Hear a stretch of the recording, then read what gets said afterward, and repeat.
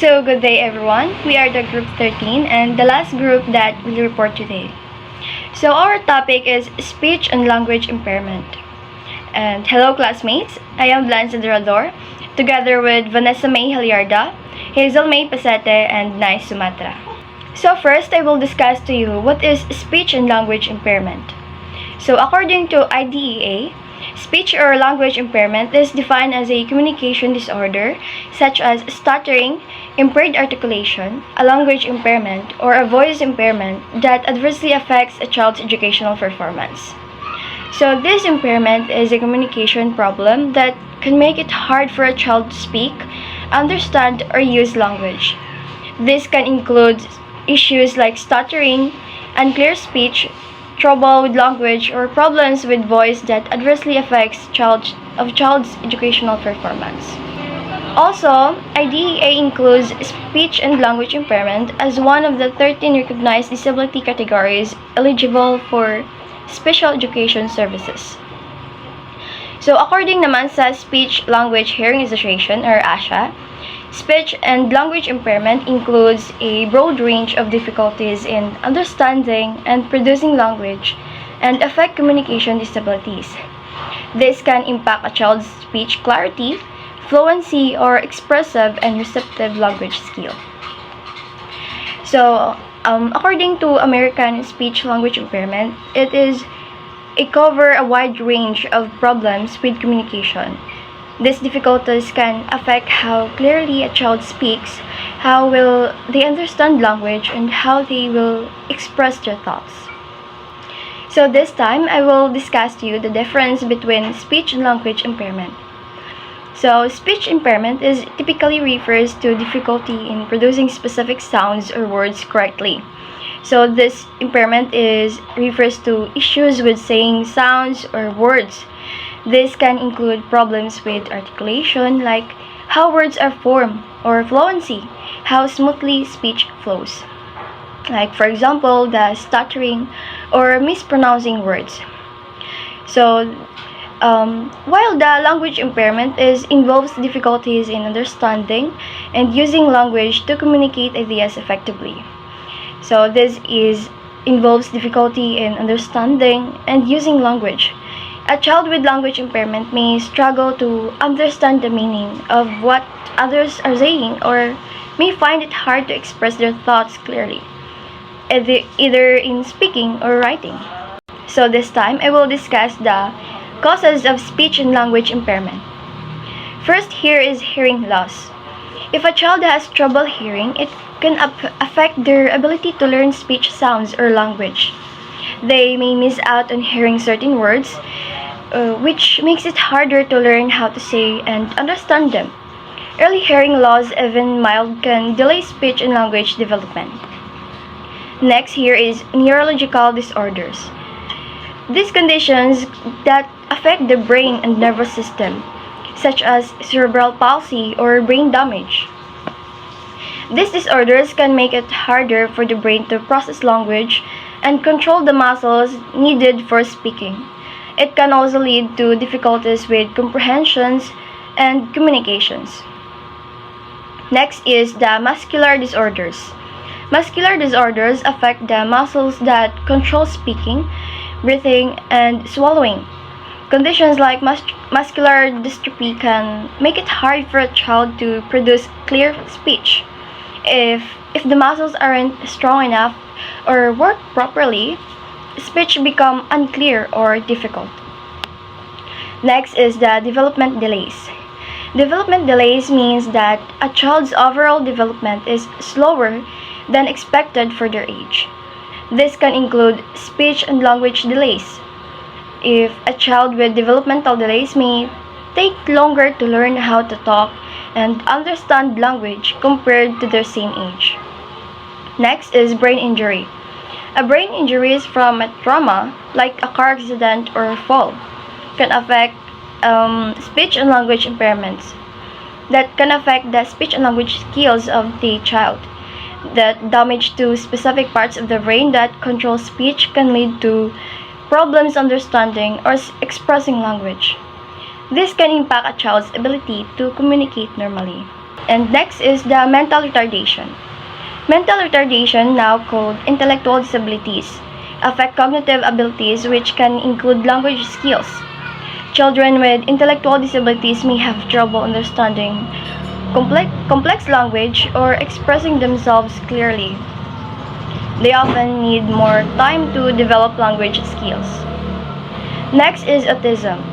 Autism spectrum disorder, or ASD, can affect a child's ability to communicate with others. Children with autism may have trouble understanding social cues or using language appropriately. These also have limited language skills and may struggle to express their needs. Next is the cerebral palsy. Cerebral palsy is a condition that affects muscle movement and coordination. This can lead to difficulties with speech because the muscle needed for talking don't work properly. Children with cerebral palsy may have trouble speaking clearly or controlling the flow of speech. Next is drug abuse. Substance abuse, especially during pregnancy, can harm a child's development, including their ability to speak and understand language. Drugs can interfere the brain development and causes delays in speech and language.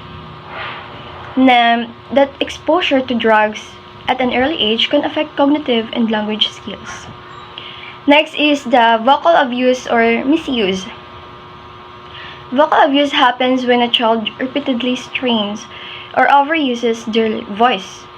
This can lead to problems with how voice sounds or can cause them. Ano to? Nagsala ako sa vocal abuse ko isa. So next is the vocal abuse or misuse. Vocal abuse happens when a child repeatedly strains or overuses their voice. This can lead to problems with how their voice sounds or can cause them to lose their ability to speak clearly. Misusing the voice, like yelling too much or speaking incorrectly, can lead to long-term issues. The last is the physical impairments, for example, the cleft palate. Physical impairments, like a cleft palate, can affect a child's ability to speak clearly. A cleft palate is a condition where there is an opening in the roof of the mouth that can cause speech problems, and this can make it hard for a child to produce certain sounds correctly.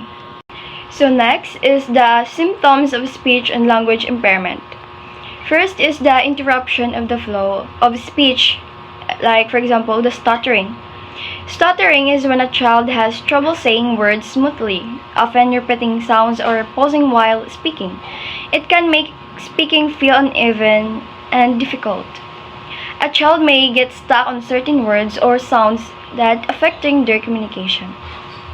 Next is articulation or phonological disorder.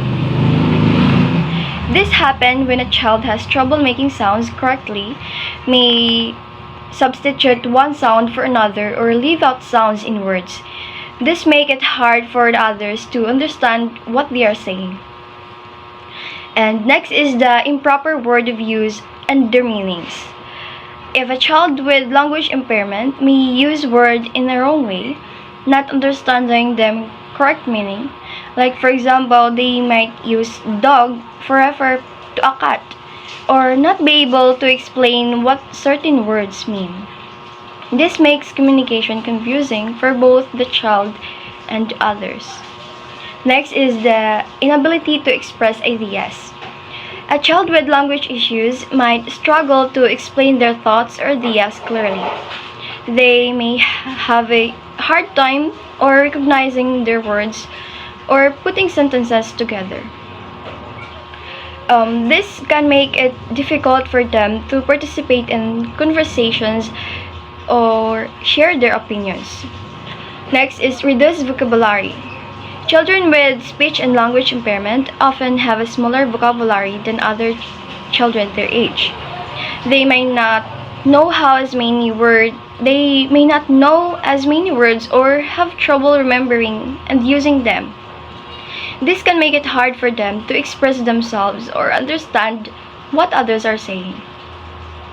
Next is a uneducated social skill. It involves knowing how to interact with others using language.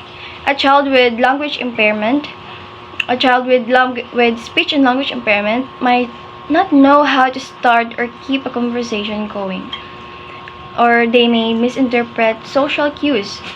This can make it harder for them to form friendships or interact in group setting. Next is difficulties with vocabulary, sight words, decoding, and comprehension. Children with language impairment may struggle with reading and understanding words. They might have trouble recognizing sight words, decoding, like figuring out how to say a word, or understanding what they read. This can affect both their reading and listening comprehension. Next is the difficulty writing down thoughts. Writing can be challenging for children with speech and language impairment. They may have trouble recognizing their thoughts in writing, using the right words, or forming complete sentences. This can affect the school assignments and communication in written form. And next is the difficulties with abstract ideas. Abstract ideas are things that can't be touched or seen, like emotions or concepts. Children with language impairment may find it hard to understand or talk about these ideas. And last is the fluency impairments. Fluency impairments affect how smoothly a child speaks, and they may speak too slowly, too quickly, or in an uneven way. This can make it hard for others to follow what they are saying and can impact social communications. So the next reporter is Vanessa May Hilliarda. So next, we will be tackling about the types of speech and language impairments. So I am Vanessa Missy Hilliarda, your reporters for today's video. So we will be tackling about the speech impairments. So we have three: the articulation disorder, the fluency disorder, and the voice disorder. So first we have articulation disorder. Articulation disorder is difficulty in pronouncing sounds which can make speech unclear. Like for example, wabbit for instead of rabbit. So this is a speech sound disorder that makes it difficult to produce sounds correctly. It occurs when someone has trouble to correctly produce speech sounds or phonemes because of imprecise placement, timing, pressure, speed, or flow of movement of the lips, tongue, or throat. So I have here an example of a video example of a articulation disorder. I heard that you've been working on trying to order what you would like when you go out to eat. Right. I'll order a hamburger and fried rice and peach, peach, You fruit, and water. Excellent. So you ordered a hamburger Mm-hmm. and French fries and fruit. Yep. And water. Yeah, 2 water. 2 waters. Yep. Right. And so you've been working on trying to go out into the community. Yes. What restaurant do you like to go to? I see. I like 2J. You like to go to 2J's 2J. My mom. with your mom. Very good. So next we have the fluency disorder.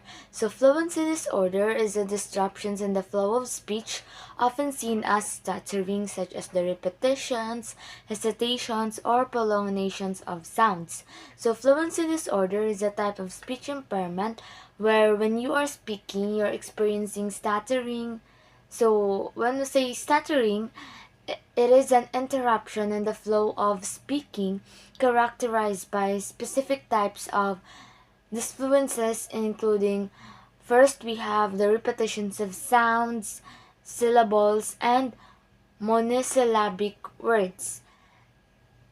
Next is two, we have the prolongations of consonants when it isn't for emphasis. And next we have the blocks or inaudible or silent fixation or inability to enunciate sounds.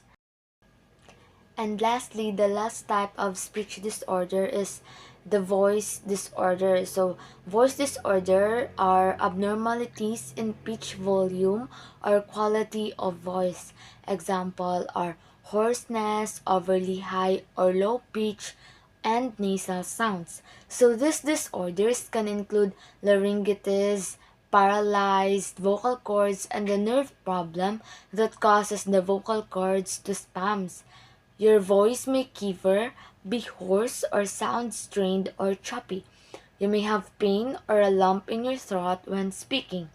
So, these are the three reasons of voice disorder. First, we have the laryngitis. Laryngitis is when your vocal cords swell. It makes the voice sound hoarse, or you may not be able to speak at all. Second is paralyzed vocal cords.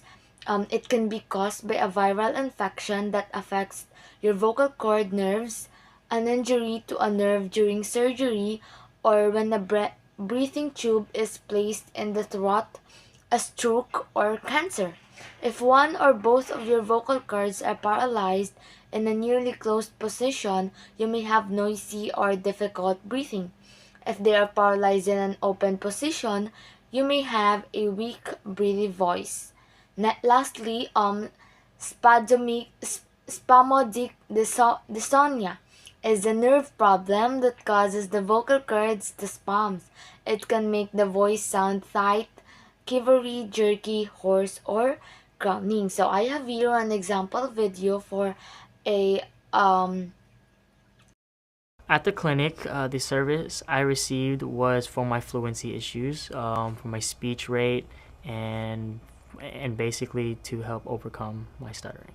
I feel that taking therapy at this clinic, it helps a lot for anybody, especially as a college student who is just now working towards their goal of having a better speech.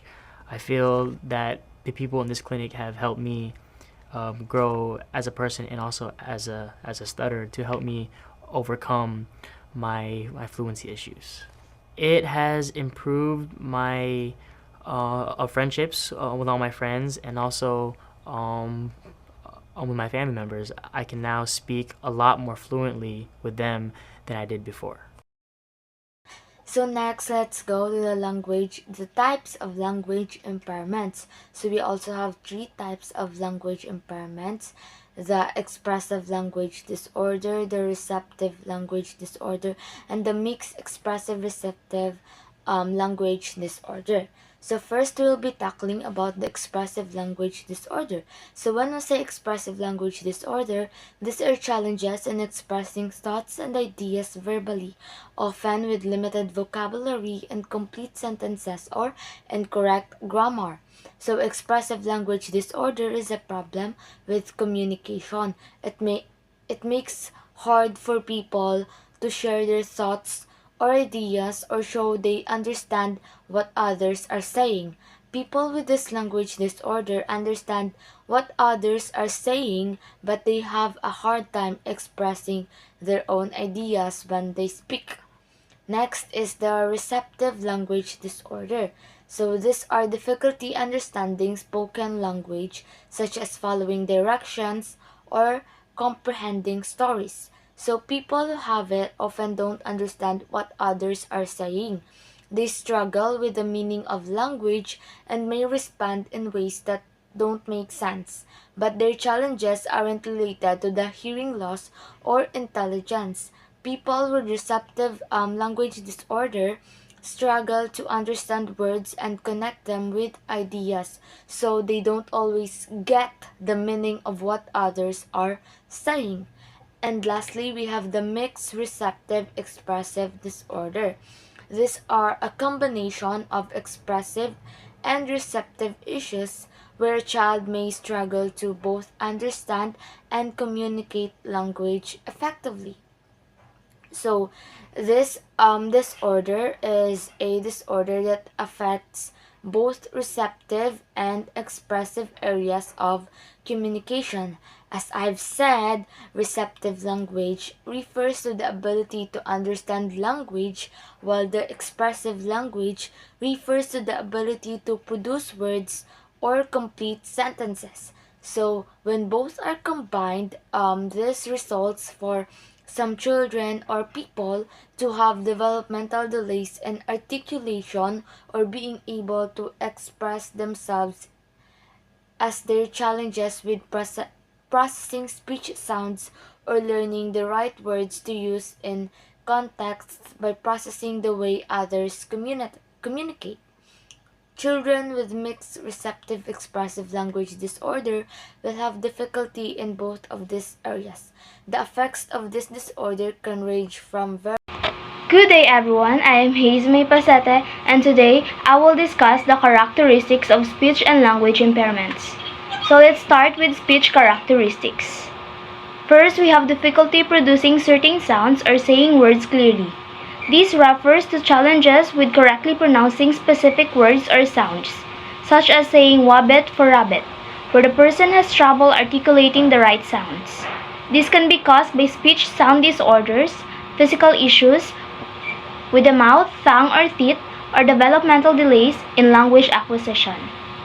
Next, we have omissions, substitutions, or distortions in words.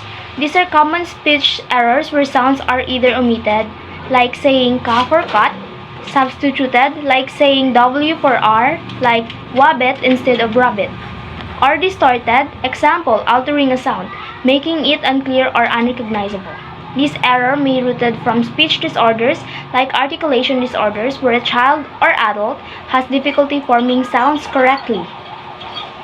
Next, we have noticeable in sounds requiring more coordination. Certain speech sounds like S, R, and TH require precise coordination of the tongue and other vocal structures, which may be harder for some people to produce accurately. This difficulty is often due to motor planning issues such as apraxia of speech, where the brain has trouble coordinating the muscle movements required for complex speech sounds. Next, we have frequent pauses, hesitations, or repetitions. This happens when someone has difficulty with the flow of speech, leading to interruptions, stuttering, or repeating words. Example like, I want that, which can affect communication clarity. This can be linked to stuttering or other fluency disorders, where the brain struggles with processing speech rhythm and flow, leading to disruptions. Next, we have struggles with maintaining smooth speech. This refers to difficulty speaking in a fluid, continuous way, often causing frustration and leading to the person avoiding speaking situations due to the challenge of maintaining smooth and uninterrupted speech. This may be due to speech motor control disorders, anxiety, or fluency disorders like stuttering. Next, we have abnormal pitch, volume, or quality of voice. This describes changes in how the voice sounds, such as a voice being too high, too low, too loud, or too soft, which may affect how speech is heard and understood. These issues may arise from vocal cord problems, like nodules or polyps. Next, we have hoarseness, breathiness, or strained sound. These are qualities of the voice that make it sound harsh, weak or airy, or tight or tense, often due to vocal cord issues or tension. Hoarseness or breathiness may be caused by vocal cord inflammation, overuse, or conditions like laryngitis. Next, we have issues with resonance. Resonance refers to the sound quality produced by the vocal cords and the spaces in the throat and mouth. Issues here can cause speech to sound overly nasal or muffled. Resonance problems such as hypernasality or hyponasality can be caused by structural abnormalities or neurological issues affecting control over the vocal tract. Next, we have language characteristics. First, we have limited vocabulary. Individuals may have trouble finding words to express their thoughts, leading to limited or repetitive speech.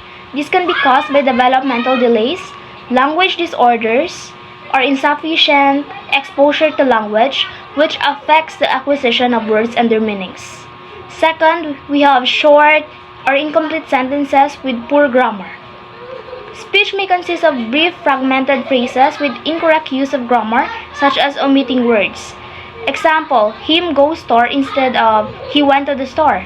This could result from difficulty understanding or applying grammatical rules. This is common in children with language impairments or developmental delays. Next, we have difficulty finding the right words. People may often pause and use fillers like or while trying to recall the correct word. This can occur due to issues with word retrieval, often a result of cognitive delays, working memory difficulties, or a smaller vocabulary. These issues make it harder to access words from memory quickly when speaking. Next, we have difficulty understanding spoken language. Individuals may struggle to follow or comprehend spoken instructions, especially if they involve multiple steps or complex language. This could be due to auditory processing disorders, where the brain has difficulty interpreting and processing sounds. Next, we have struggles to follow conversations. A person may have trouble keeping up with group discussions or understanding shifts in topics, leading to confusion or misinformations. Cognitive or attention issues can make it difficult to process and retain multiple pieces of information at once. Some individuals may have difficulty with executive function skills, which are necessary for tracking and maintaining focus during conversations. Next, we have difficulty understanding abstract concepts. Abstract ideas such as metaphors, idioms, or concepts like time or emotions may be hard to grasp. People with language or cognitive delays often think in more concrete terms, making abstract or figurative language challenging to understand. This can be particularly common in children with autism spectrum disorder or ASD. Next, we have challenges with social rules of communication. Individuals may struggle with basic social conventions, such as taking turns in conversation, making appropriate eye contact, or knowing when to start or stop talking. This often stems from difficulties with pragmatic language skills, which involve understanding the rules of social communication. Example, knowing what's expected in various social settings. This may be linked to conditions like ASD or social communication disorder. Next, we have difficulty interpreting nonverbal cues. People may not pick up on nonverbal cues like body language, facial expressions, or tone of voice, which can lead to misunderstandings. This can be due to challenges with social cognition and emotional recognition, which are often seen in individuals with autism, ADHD, or other developmental or communication disorders. Next, we have inappropriate responses in social situations. Individuals might respond to questions or situations in ways that seems out of place, such as giving irrelevant answers or failing to match the tone of the conversation. This is typically a result of difficulties with understanding social context, which could be linked to pragmatic language impairments or anxiety. These individuals may not intuitively grasp social expectation for communication. Hi everyone, my name is Nai Sumatra, and now we will be discussing the possible difficulties in the classroom of students with speech and language impairment. First, we have the communication challenge, which is the student with speech and language impairment have the difficulty in following spoken instructions, and they can often find it hard to follow a verbal instruction, especially when they are complex or delivered quickly, and they can result in confusion and incomplete tasks as they may miss the key details of or steps of every instruction.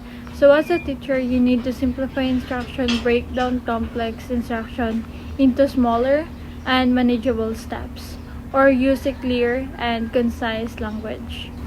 And secondly is the participation in group discussions or oral presentation, which is the speech clarity issues or limited vocabulary can hinder students with speech and language impairments ability to express their thoughts clearly, and this can make it difficult for them to participate in a group discussions or perform well in oral presentation, potentially leading to feelings of frustration or embarrassment. Students with speech and language impairment is needed to be encouraged in participating or providing them opportunities to practice speaking in a supportive environment. And secondly is the academic impacts, or the students with speech and language impairment may challenge in reading and writing activities. Language processing difficulties can significantly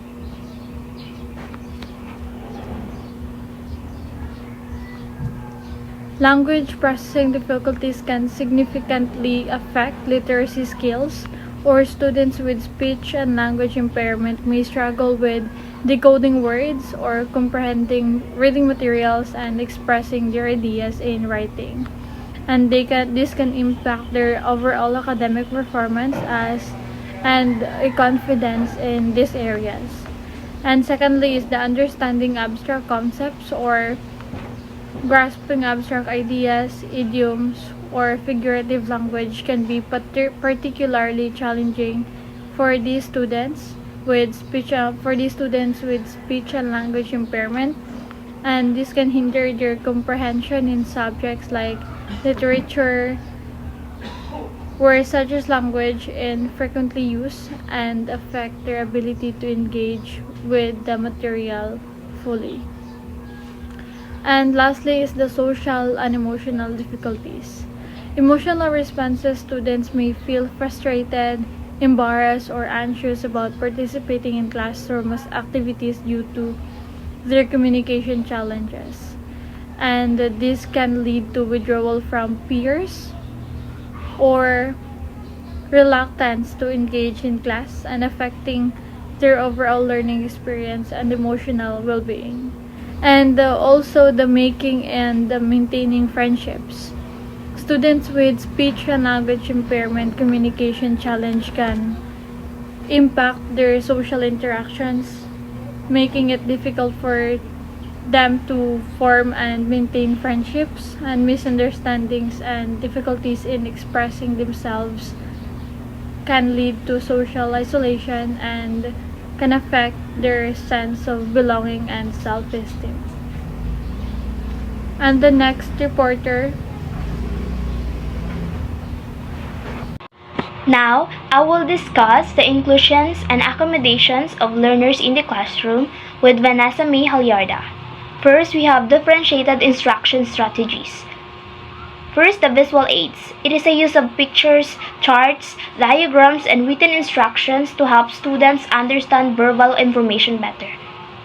The visual aids support comprehension for students who struggle with verbal processing, giving them a concrete reference point for abstract or complex concepts. Second, we have extra time for processing, allowing students additional time to process information and respond to questions, reducing pressure and giving them space to formulate their thoughts. This helps accommodate slower processing speeds that may arise from language or cognitive impairments, giving students the time they need to understand and respond appropriately. Next, we have speech therapy support. The collaboration with speech-language pathologists or SLPs, working closely with SLPs to develop individualized communication strategies and interventions that can be used in the classroom setting.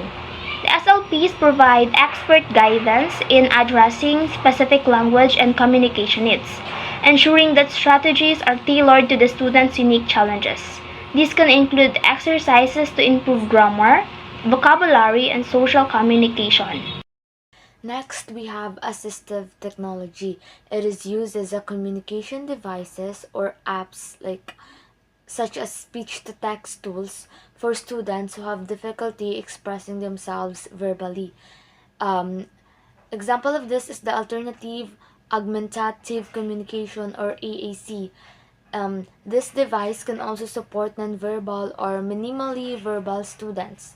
So, to make children comfortable in a classroom, this assistive technology is a must for them to express their ideas and thoughts inside the room. And also, using this, they could create a social interaction between the peers. So, example of this assistive technology is the AAC or the augmentative and alternative communication, where it helps people to communicate that doesn't involve speech. It can be used to supplement or replace speech and can help people express their wants, needs, and decisions. Next, we have the social skills support. Facilitate structured peer instructions and cooperative learning activities to encourage positive social instructions, create role play or social scripts to help students practice appropriate responses and conversational skills. So, to support the social skills of the children that are experiencing this disorder, as a teacher, as a future teacher, we are the facilitator that would help them to improve their social interaction through learning activities wherein they could learn. Sample of this is the role play, where it consists of script that could help and enhance their speech and language. And lastly, we have the environmental adjustment. So first, we have the provide seating arrangement that minimize background noise and distractions, allowing students to focus better on verbal instruction.